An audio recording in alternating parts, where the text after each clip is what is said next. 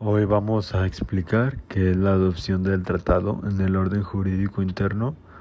Es un tema clave en el derecho internacional porque este proceso permite que los compromisos entre países tengan efectos reales dentro de cada estado independiente.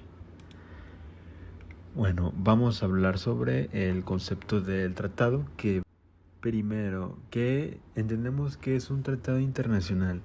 Un tratado internacional es un acuerdo entre sujetos en el derecho internacional, principalmente, como había comentado, entre estados, que crea, modifica o extingue obligaciones jurídicas. Estos acuerdos se rigen por normas internacionales, especialmente la Convención de Viena sobre el Derecho de Tratados de 1969. Los tratados pueden abordar temas como comercio, derechos humanos, inversión internacional y cooperación entre países y naciones. La adopción en el derecho interno. La adopción consiste en integrar este tratado al sistema jurídico nacional. Esto significa varias cosas. Primero, puede ser aplicado por tribunales, puede ser invocado por los mismos ciudadanos y estas mismas obliga a las autoridades. Pero hay un tema bastante importante, que no todos los tratados se aplican automáticamente y depende del sistema jurídico de cada país, y esto puede tomar días, semanas, inclusive hasta años, y hay casos de que sigue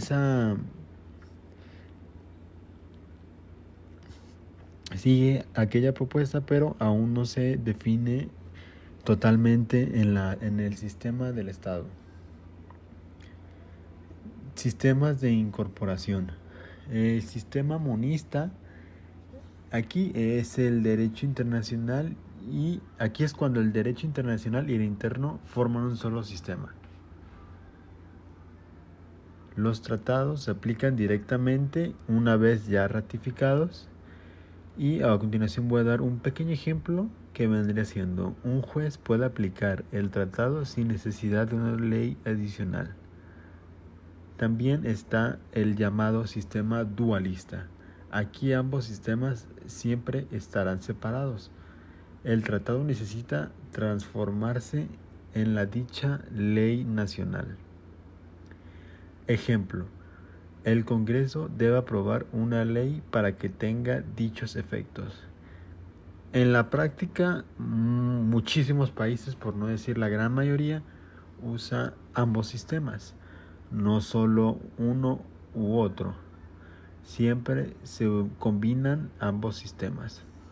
Y ahora, a continuación, vamos a hablar sobre el procedimiento en México. En México, el proceso está definido en la misma Constitución, que vendrían siendo los siguientes pasos: negociación y firma. Esta la realiza el Poder Ejecutivo Federal. Aprobación del Senado. El Senado analiza y decide si se aprueba. Ratificación. El Ejecutivo formaliza el tratado, y publicación. Se publica en el Diario Oficial de la Federación. Después del tratado ya forma parte del derecho interno. Esto se refiere de que no solo una sola persona cae todo el poder, sino de que debe de pasar por diferentes pasos, diferentes procesos, diferentes peldaños, para que se vaya aprobando y se decida si sí se aplica o no se aplica.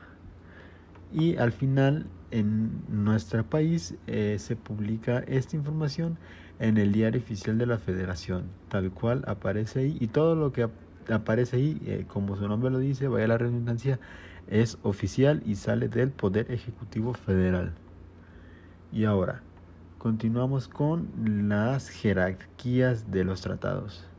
En México, los tratados tienen una jerarquía bastante importante, que vendrían siendo de que están por encima de las leyes federales, pero por debajo de la Constitución.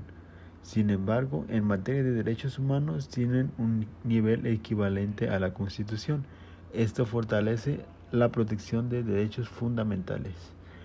Esto es importante porque se trata casi a la par de la Constitución, y eso es muy importante para la materia de derechos humanos, que hace bastantes años eso no era así y era demasiada disparidad entre unas y otras. Y ahora vamos a continuar hablando con la importancia de esto. La adopción de tratados es fundamental porque garantiza el cumplimiento internacional, da seguridad jurídica, fortalece el Estado de Derecho, genera confianza en inversionistas, especialmente inversión internacional, esto es clave para atraer el capital extranjero. En la época de 1950, México era una economía muy cerrada, pero después del auge petrolero que tuvo la nación, México se tuvo que abrir al mundo, y cuando entró al GATT fue cuando ya fue el punto de inflexión en la historia del país, y se tuvo que meter a diferentes tratados internacionales para seguir avanzando. A lo largo de los años, entre 1960, ya 1970 y 80, México empieza a tener demasiados tratados internacionales, por lo que generó confianza inversionistas y atrajo inversión extranjera directa, lo que actualmente es lo fundamental y lo que mantiene en una cierta parte la economía del país. Y esto es algo de suma importancia para casi la mayoría de países. Es fundamental de que un país tenga un buen Estado de Derecho y una buena seguridad jurídica y el cumplimiento internacional para que el país siga caminando, cualquier país, no solo México, siga caminando y siga teniendo un buen futuro. Y como conclusión, ¿qué podremos dar a todo esto? En conclusión, los tratados no solo se firman, también deben de integrarse correctamente al derecho interno. Solo así se pueden ver y tener los efectos reales y contribuir al desarrollo jurídico y económicos de un país. ¿Esto qué quiere decir? Como bien lo había comentado, eso es de suma importancia para cualquier país, y obviamente no solo se firman, no solo se queda en la mesa, sino que se debe de actuar. Como bien había comentado antes, esto está a la par de la Constitución, por ende es raro o es rara la vez de que uno de estos tratados se lleguen a, se puede decir como de cierta manera, se llegue a incumplir, puesto que esto automáticamente alejaría a toda la inversión y eso no nos conviene al país. Sin embargo, hay casos en otros países de que, por ejemplo, en Venezuela se expropió el petróleo y eso alejó completamente la inversión extranjera directa y le quitó gran parte de su poder económico a dicha nación. Sin embargo, mientras un país se siga manteniendo y fortalezca su derecho interno, es casi un hecho de que siempre llegarán nuevos inversionistas, y si a eso le agregas a que el país es seguro, le agregas a que el país se cumplan las normas, las leyes dentro del país, eso sería aún mejor para los inversionistas y para la nación en general. En este caso sería todo por mi parte. Agradezco mucho su atención.